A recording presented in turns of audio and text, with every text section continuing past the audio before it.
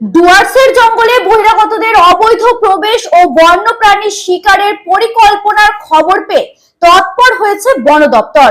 পুলিশের সহায়তায় ডুয়ার্সের জঙ্গলের বিভিন্ন এলাকায় নাকা চেকিং চলছে, হাতি দিয়ে টহল দেওয়া হচ্ছে।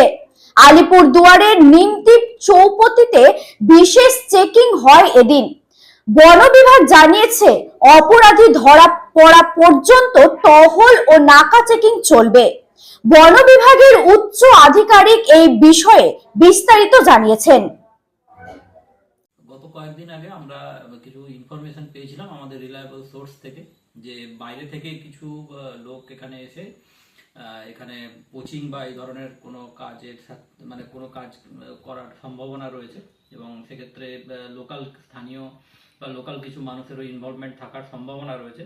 তো আমরা সব দিকটাই খেয়াল রাখছি এবং সেই জন্যই আমরা বিভিন্ন দিকে আমরা নাকা চেকিং বা বিভিন্ন জায়গাতে আমাদের এরিয়া ডমিনেশন এবং সার্চ অপারেশন চলছে এবং আগামী যতদিন না পর্যন্ত আমরা নিশ্চিত হচ্ছি যে এই থ্রেট এলিমিনেট হয়েছে ততদিন পর্যন্ত আমাদের এই অপারেশনগুলো চলবে।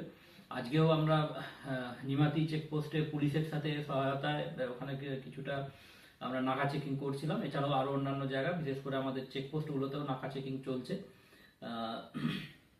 আর এর সাথে বিভিন্ন জায়গাতে আমাদের টিম ওরা পেট্রোলিং করছে, নাইট পেট্রোলিংও চলছে, বিশেষ করে এলিফ্যান্ট ব্যাগ পেট্রোলিংয়ের উপরেও জোর দেওয়া হয়েছে।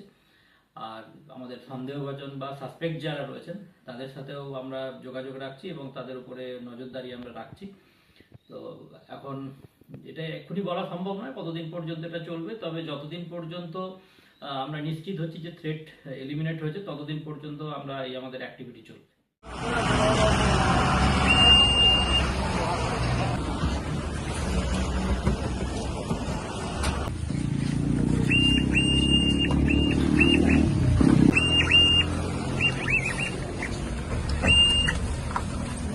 Simple,